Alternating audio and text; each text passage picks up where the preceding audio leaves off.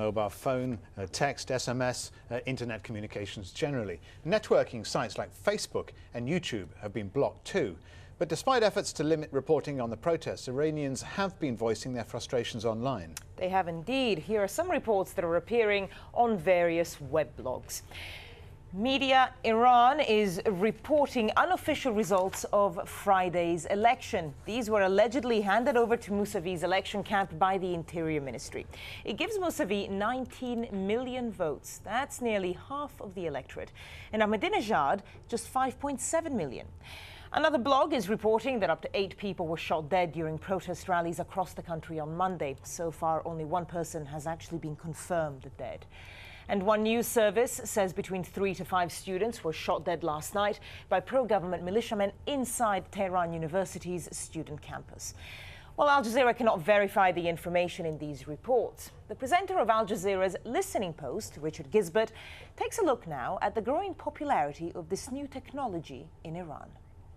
Well, what we've been seeing for the better part of 3 years at the Listening Post is a very mature and politically active blogosphere in Iran. And I think of the countries in the Middle East, Iran's is the most active and the most progressive blogosphere. So for us, Iran has always been an interesting place to watch insofar as the young people using new technology. And of course, it's all coming to the fore right now because they feel that they've got a serious grievance to deal with, and they're using new technology to get that story out. Iran has had demonstrations in the past. The government has come up with a model on how to deal with them, how to suppress information. What they've never had to deal with is the Twitter SMS text phenomenon in this context. And that's, for me, what's really interesting about this story. Here's somebody tweeting under the name of Persian Kiwi. So obviously this is an Iranian with some kind of connection to New Zealand.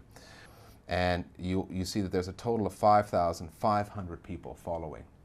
And so that's how many people are going to this site. We don't know how often to get information. He's sending out messages, if it's a he, every 2 or 3 minutes and directing people, not only providing information, but directing people to other Twitter sites, other websites where they can get fresh information. Now, it says here, carry photos of the Ayatollah Khomeini. They cannot shoot at us when we have these. It's a good example of information flowing through another medium. The problem with the SMS Twitter phenomenon is if you want to shut down Twitter, you've got to shut down mobile phones across the country, which the Iranians have tried to do, it seems to me, sporadically here. But shutting down mobile phones in a country of 70, 80 million people is, you're essentially shutting down commerce. This is essentially the government doing something that amounts to really what is a general strike. You're basically shutting down your own country in an attempt to shut down information and to cripple the social networking, social mobilization thing that's at the center of all this. To me, that's the sort of interesting commercial / social aspect of what's happening in Tehran right now. Still to come this hour on Al Jazeera. Saying no to Netanyahu, why Palestinians say Netanyahu's peace terms are unreasonable.